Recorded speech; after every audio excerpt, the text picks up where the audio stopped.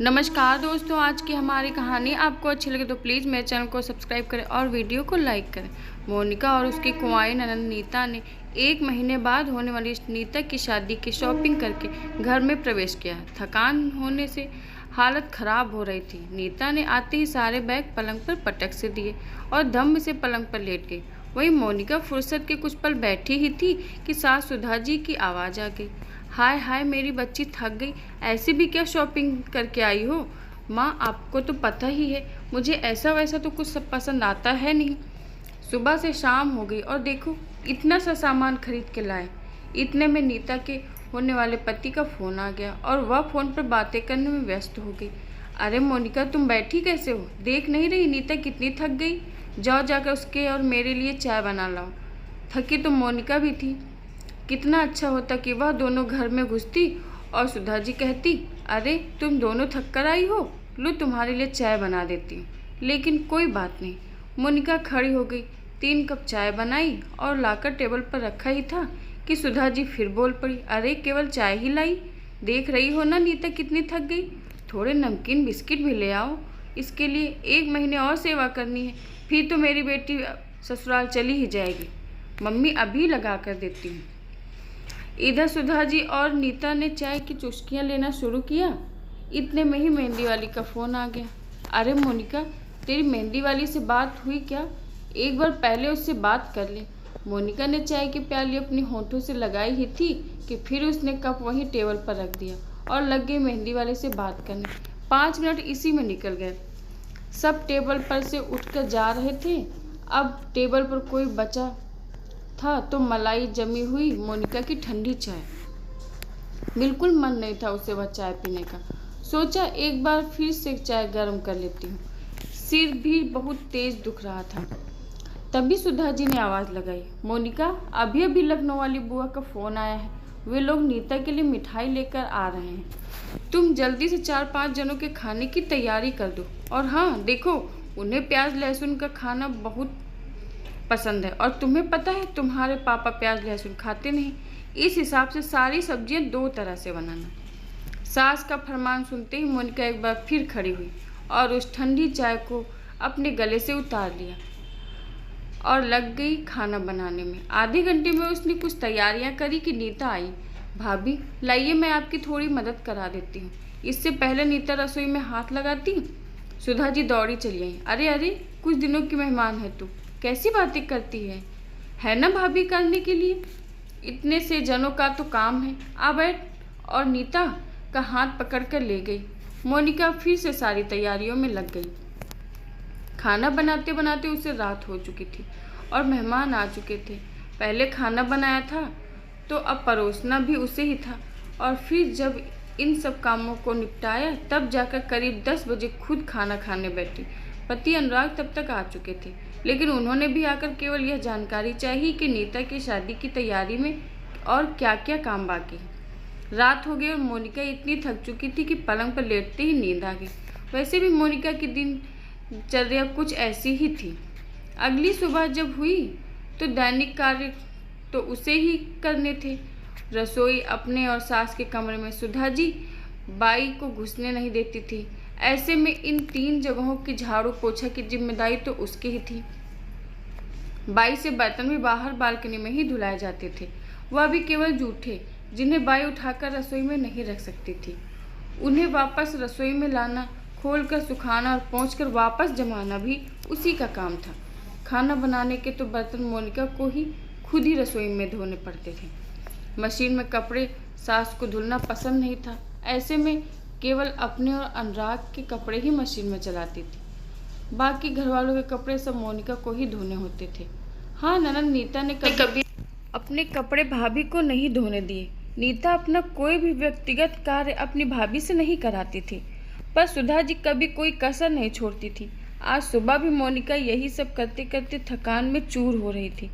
सुबह का कार्य करके मोनिका को थोड़ा वक्त मिला ही था कि सुधा जी ने फिर आवाज़ लगा दी, मोनिका आ जाओ, शादी की पैकिंग शुरू करनी है। धीरे धीरे अब थोड़ा थोड़ा रोज काम करेंगे तभी होगा।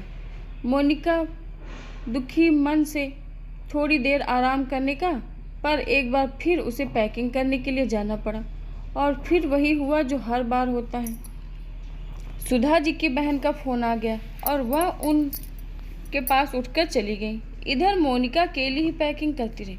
2 घंटे कब निकल गए पता ही नहीं चला और दिन की चाय का पुनः टाइम हो गया। तभी सुधा जी ने कहा, मोनिका चाय के साथ थोड़ा नाश्ता भी बना लो, अभी तुम्हारी मौसी का फ़ोन आया है, अभी थोड़ी ही देर में आ रही हैं। फिर उनके साथ तुम्हें गौने की साड़ियाँ खरीदने जाना है। मेरी जो फिटिंग के ब्लाउज दिए थे वह भी ले जाना और आते वक्त गीत गाने वाली को भी बुलाकर लाना। और हाँ सुनो, आने में तो रात हो सकती है तो खाना भी अभी ही बना जाना। एक बार फिर मोनिका ने फुर्ती से हाथ चलाए और मौसी जी के साथ शॉपिंग करने चली गई। रात को फिर वह 9 बजे लौट कर आई और बातों का सिलसिला चल पड़ा। आज तो मोनिका से रहा ही नहीं गया और उसने बढ़ के बोल दिया, मम्मी जी मुझे बहुत थकान महसूस हो रही है, मैं जाकर सो जाती हूँ। अरे शॉपिंग का है कि थकान, हमें तो कोई शॉपिंग का काम पकड़ा दे तो हमारे तो पर निकल जाते हैं। पर वह तो नीता को सब चीज़ें तेरी ही लाई पसंद है, इसलिए मैं शॉपिंग तो नहीं जा पाती। मौसी जी आई हैं, ज़रा उनसे थोड़ी देर बात तो करो। अरे सुधा क्यों मोनिका को परेशान करती हो, सो जाने दे। अरे जीजी कुछ नहीं, कोई थकान की बात नहीं है। मोनिका जाओ 4 कप कॉफ़ी बना लाओ। मेहमान के आने पर मोनिका क्या बोले, रोज़ के काम की तो मोनिका को आदत हो गई थी। जब से शादी का काम बढ़ा है मोनिका के पास 2 पल बैठने की फुर्सत भी नहीं है। अगले दिन सुबह जब 9 बज गए और मोनिका कमरे से बाहर नहीं आई तो सुधा जी का पारा चढ़ गया था। सुबह की चाय तो उन्हें ही बना कर पीनी पड़ी, नाश्ते की तैयारी भी अब उन्हें ही करनी थी। तभी अनुराग आया, माँ मोनिका को तेज़ बुखार आ गया है, उसे डॉक्टर के पास लेकर जा रहा हूँ, आकर ऑफिस जाऊँगा, खाने की तैयारी आप करके रखना। सुधा जी का तो गुस्सा 7वें आसमान पर चढ़ गया। बड़े गुस्से में आकर उन्होंने जल्दी जल्दी खाने की तैयारी करी और अपने पति कैलाश जी को खाना परोसा। मैं तो आजकल की बहू का शरीर सोचकर ही हैरान हो जाती हूँ। बताओ घर में काम ही क्या है, ऊपर से रोज वह शॉपिंग जा रही है, वह भी कार से आती जाती, फिर किस काम में बुखार आ गया। सुधा जी मुँह बिदकाते हुए बोली, अरे नीता देख जरा इधर आ, मैंने और तेरे पापा ने मिलकर यह तेरे ससुराल में ले जाने के लिए सामानों की लिस्ट बनाई है। तू देख ले, तुझे और किसी चीज़ की ज़रूरत हो, आखिर मेरी बेटी को मैं कहीं कोई कमी नहीं होने दूंगी। बड़े ही नाजों में पाला है तुझे, ससुराल में तो सभी सुख सुविधाओं के साथ ही तुझे भेजूंगी। सुधा जी ने इठलाते हुए कहा। नीता ने लिस्ट हाथ में ली और उसे दूर फेंक दिया। मम्मी मुझे इन सब चीज़ों की ज़रूरत नहीं है, यह सब तो मेरे ससुराल में भी है। अगर कुछ देना ही चाहती हो, एक 24 घंटे का नौकर दहेज में दे। नीता को ऐसा बोलता देख सुधा जी को कुछ समझ नहीं आया। यह तरीका है नीता अपनी माँ से बात करने का? कैलाश ने नीता को डांटते हुए कहा। क्या गलत कह रही हूँ पापा, यह सब वस्तुएं तो हमारे घर पर भी हैं, लेकिन सुबह से शाम तक भाभी को 1 मिनट बैठने की फुर्सत नहीं मिलती। एक पैर पर खड़े होकर बेचारी सारे काम करती जाती हैं। मम्मी खुद काम कराती नहीं, 24 घंटे का नौकर रखती नहीं, मुझे कुछ काम करने नहीं देती। बाई आती है तो उससे आधा अधूरा काम करवाती हैं। घर के काम भी भाभी करे, शॉपिंग के काम भी वही करें, मेहंदी वाली गाने वाली भी भाभी ही बुक कराएं, शादी की पैकिंग भी वही करें, चाय नाश्ता खाना सब अकेले वही संभालें, आने वालों को एंटरटेन भी वही करें, आपके सामान भी वही खरीद के लाएं। ऊपर से भाभी को यह और सुनने को मिलता है कि आखिर थकान किस काम में होती है, जो करता है उसे ही सुनाया जाता है। इसलिए कुछ भी गलती होए तो उसकी जिम्मेदारी भी सब भाभी की ही होती है। कल को मैं भी शादी करके जाऊंगी और मेरी सास ने इतने ही काम कराएगी तो भाभी तो अब जाकर बीमार हुई, मैं तो दूसरे दिन ही बीमार पड़ जाऊंगी। फिर मुझसे यह ताने भी नहीं सुने जाते, बहू लाए हो या काम करने वाली बाई। आज तो भाभी के बुखार भी आ गया। अभी भी आपको और सबूत चाहिए कि थकान किस चीज़ में है। एक औरत होकर आप दूसरी औरत के लिए इतनी असंवेदनशील कैसे हो सकती हैं माँ? नीता का 2 टूक जवाब सुनकर सुधा जी की आंखें शर्म से झुक गईं। इतने में ही अनुराग भी आ गया। माँ नीता सही कह रही है, मोनिका के ग्लूकोज की बोतल लगाई गई है। कमजोरी और थकान से उसकी तबीयत इतनी खराब हो गई कि ऐसे तो खड़े होने में भी चक्कर आ रहे हैं। लेकिन गलती मेरी भी है, मुझे इन सब का ध्यान रखना चाहिए था। अनुराग को भी आज बहुत अफसोस हो रहा था। अपने बेटे और बेटी के एक साथ इस तरीके से कहने पर आज सुधा जी को पहली बार अपनी गलती समझ आ रही थी।